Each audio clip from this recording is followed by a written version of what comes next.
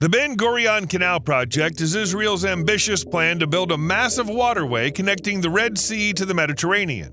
This 160-mile-long canal would cut through the Negev desert and offer an alternative to the Suez Canal, challenging Egypt's long-standing monopoly over the key shipping route between Europe and Asia. If Israel makes it happen, the Ben Gurion Canal might completely change the game, reroute global trade, and even reshape the world economy. That's what pouring tons of water into a desert does. But first, coffee.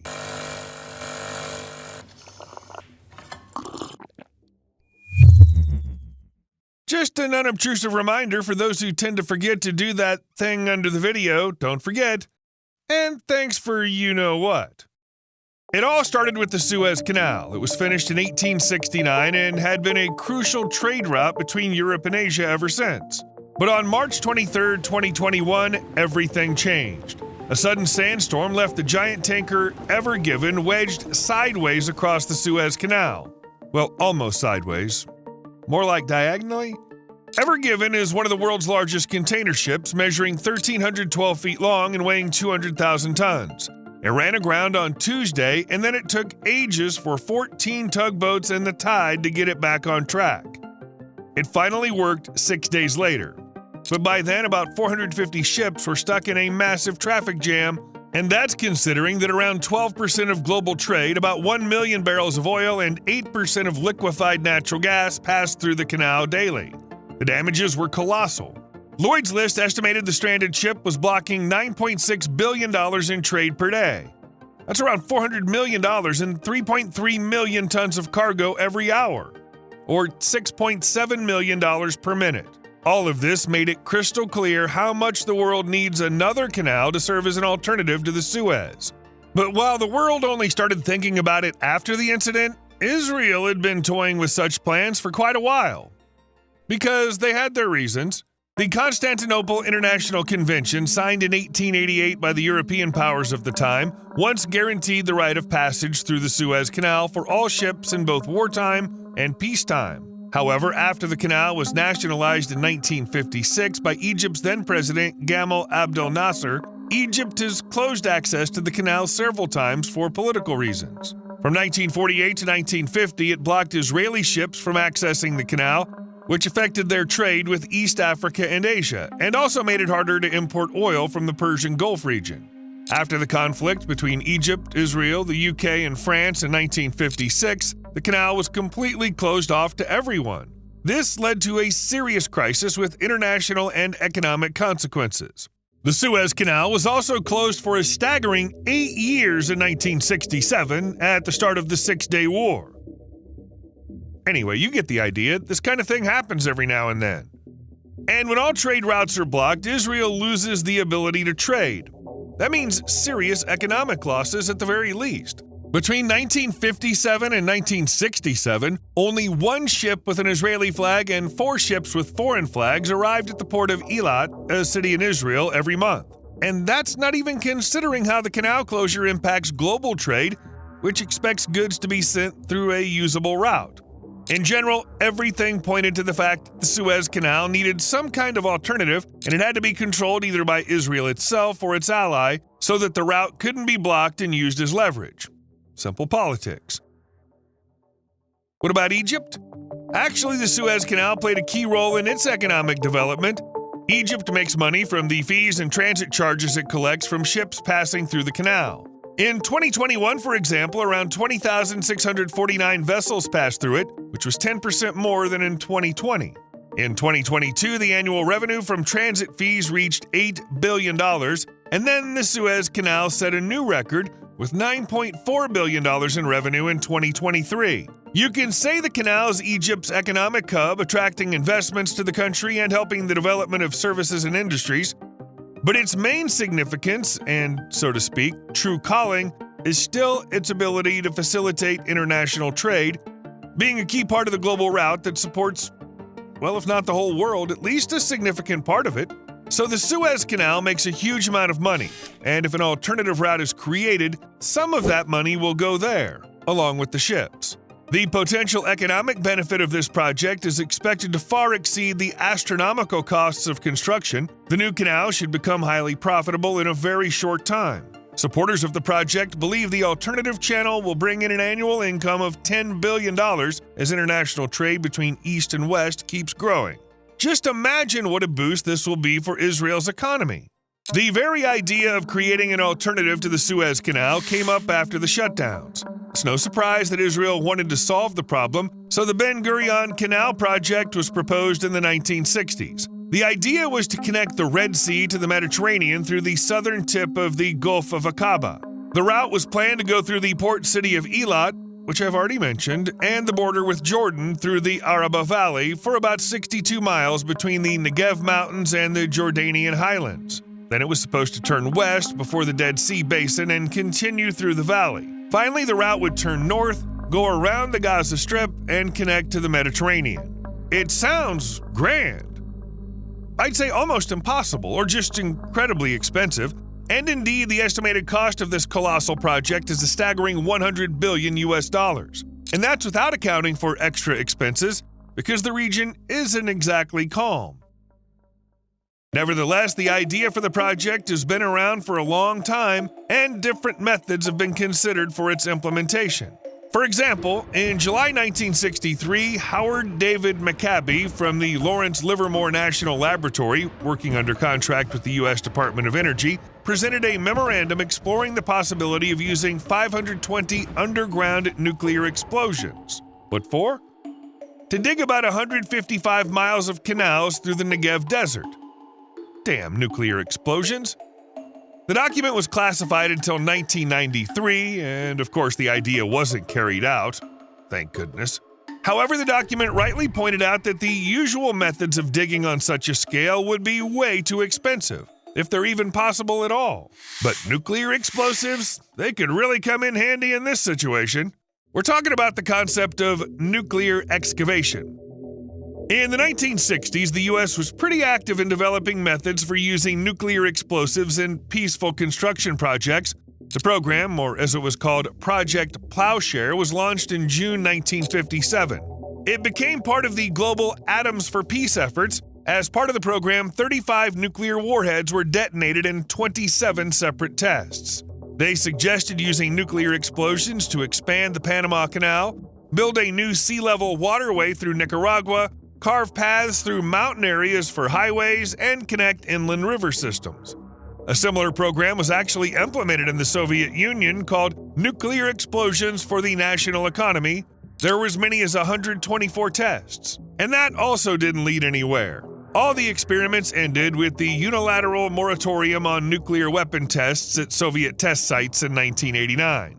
Yeah, today the idea sounds super strange, but actually it shows the boldness of the project and the challenges that came with trying to make it work.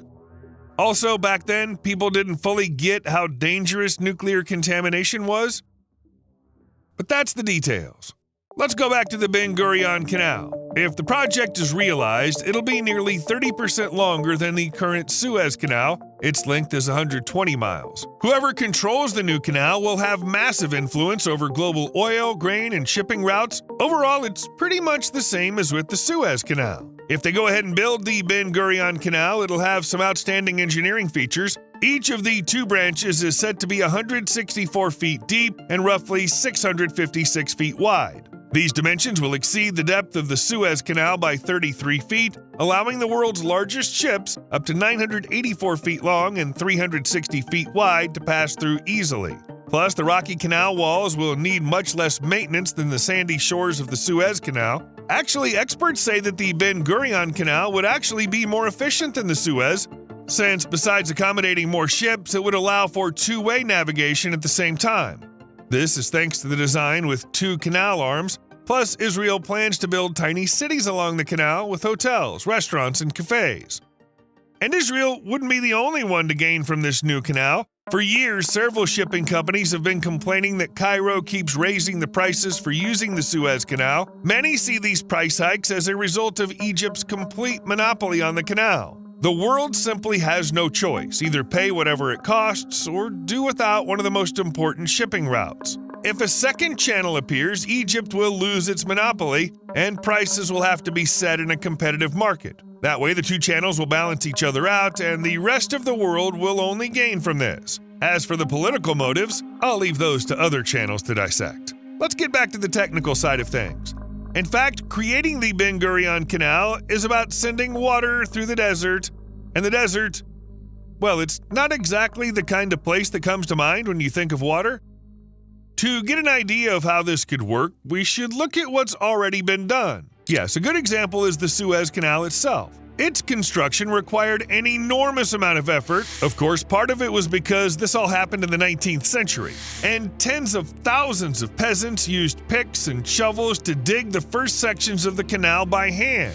Progress was agonizingly slow. Facing a severe shortage of workers, Ferdinand de Lesseps, the French diplomat who started it all, and his company, the Suez Canal Company, changed their strategy. Fortunately, it was the 19th century, not the 17th, so steam engines could be used. It took several hundred custom-made steam and coal excavators and dredgers, and the pace of work picked up. The new technology gave the project the push it needed, replacing manual labor with machines, and the construction was completed. In the end, out of the 2.6 billion cubic feet of sand moved during the construction of the main canal, about 3/4 of it was handled by heavy machinery. Nevertheless, the construction took 10 years instead of the originally planned 6. Of course, that was a long time ago, and construction technologies come a long way. Today, this kind of work would be done much faster and more efficiently. So in 2014, the Suez Canal was expanded. A new city was built, industrial zones, fish farms, tunnels were created, and the ports were improved. But most importantly, a second canal was created running parallel to the first. Although the construction was supposed to take 3 years, it was completed in 1 year according to the president's order. Of course, the Israeli canal is planned to be much longer than the Suez, but even so, some experts believe its construction could be finished in 5 to 10 years. Because in general, all canals are built pretty much the same way. First, a design is created and then the digging begins. The sides of the canal are supported by braces to prevent the walls from collapsing and to keep the workers safe. Once the digging is finished, the canal is sealed off to prevent the water from draining into the ground, and locks are installed. They're used to raise and lower ships between sections of water at different levels. Then the canal is filled with water from the nearest body of water. This plan worked with the Suez Canal and should work with Ben Gurion. But right now, the whole project is still just an idea that everyone is actively discussing, but no one has really done anything yet. It's unclear when construction will start, and even more so when it will finish, but if they do build the channel, it won't be the first time water's been channeled through the desert in this region. Until recently, there was a bold plan to refill the drying Dead Sea by connecting it to the Red Sea with a 110-mile pipeline across the Middle East. The pipeline project, known as the Red Sea-Dead Sea Conveyance, or Two Seas Canal, has been discussed for decades. In fact, the idea first came up in the 19th century when the British Empire was looking for an alternative to, guess what? Of course, the Suez Canal built by the French. But back then it was just a bold dream with no real foundation. The first serious discussion took place in 2005 when Jordan, Israel, and the Palestinian Authority signed an agreement to conduct a feasibility study. By 2013, the neighbors agreed to work on the project together. The pipeline was supposed to run north from the coastal city of Aqaba on the Red Sea through Jordan to the area of Lisan on the Dead Sea. The pipeline would carry water through numerous desalination plants and a hydroelectric station, potentially providing drinking water and electricity to Jordan, Israel, and Palestine. This could help stabilize the constantly shrinking Dead Sea, known for its incredibly salty water. It's drying up at an extremely fast rate. Over the past 50 years, the water level of the Dead Sea has dropped by 148 feet and continues to fall by about 3 feet every year. Naturally, this is causing serious local environmental problems, including sinkholes and retreating shorelines. The project's preliminary cost was $10 billion, with the first phase, scheduled to begin in 2021, priced at $1.1 billion. Unfortunately, in 2021, the whole mega-project was put on hold due to rising tensions between the countries, and given what's happening now, the Dead Sea probably won't survive. no matter how weird that sounds. Breaking news! The most important news from the last few days is that my filling fell out. The second biggest news is that the dentist put in a temporary filling. And it fell out too. C. Desalination. Israel, as a country with limited water resources, has been successfully using reverse osmosis technology to turn seawater into drinking water for over 20 years. Simply put, the salt is just removed from the seawater, which is then used in many areas, including sustaining the population's needs. In general, for Israel, this technology is a daily practice. 5 desalination plants along the coast provide drinking water to nearly 10 million people. Of course, the main source of seawater is the Mediterranean, and now they're using it to replenish the Sea of Galilee. It's located in northern Israel. It's fresh water, and for thousands of years, it's been supporting life in the country. Today, it still supplies water to vineyards and local farms, so it's really important for Israel. Even though the lake has enough water at the moment, you know just as well as I do that the climate is changing. It's getting hotter, and some bodies of water could start drying out. And don't forget the ongoing water needs for farms, and the lake isn't infinite. In short, if it dries up, it won't be great for Israel. The authorities' plan is to keep the Sea of Galilee in good shape by desalinating water from the Mediterranean and pumping it over. Sounds cool and high-tech, but who's going to pump the water back into the Mediterranean? There's still no answer to that one. Dry alternative. The Suez Canal is a crucial shipping route that connects the Mediterranean and the Red Sea. Every year it handles such a variety of cargo that it seems almost impossible to find an alternative. However, in 2012, the Israeli government voted to create a rail link to Eilat for passenger transport and cargo too. In case anyone forgot what this city is, let me remind you, it's located right on the Red Sea and has a port. So basically, the new route would have spared Israel the need to rely on the Suez Canal, but there are some complications. First, expanding the port capacity to justify building a railway line turned out to be impossible without causing serious harm to the environment. Second, the project's implementation could have triggered political troubles for Israel, since Egypt wasn't too happy about losing traffic on its canal due to economic losses. And third, expanding the Eilat port wouldn't have allowed the railway to handle the cargo volumes needed for it to operate efficiently. In general, this doesn't even come close to the Suez Canal. But they haven't completely dismissed the alternative route. It can be used, but only for small cargo on small ships and in emergencies. For example, if something gets stuck in the Suez Canal again, or if they decide to close it again. Water jams. By the way, how often do ships actually get stuck in the Suez Canal? Turns out quite often.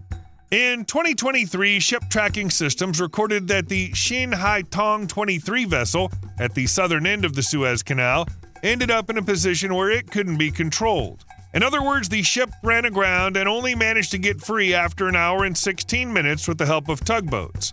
To give you an idea, it's a huge bulk carrier, 623 feet long, and if it hadn't been pulled out, it would have caused a real traffic jam. The whole world has already seen what it looks like. Another case happened in 2021 when the Affinity V tanker, 820 feet long, got stuck. It also ran aground in the Suez Canal. They managed to get it out in 5 hours, and this led to a temporary blockage of the canal for other ships. And the most famous incident that caused the disruption in the Suez Canal involved the Ever Given container ship.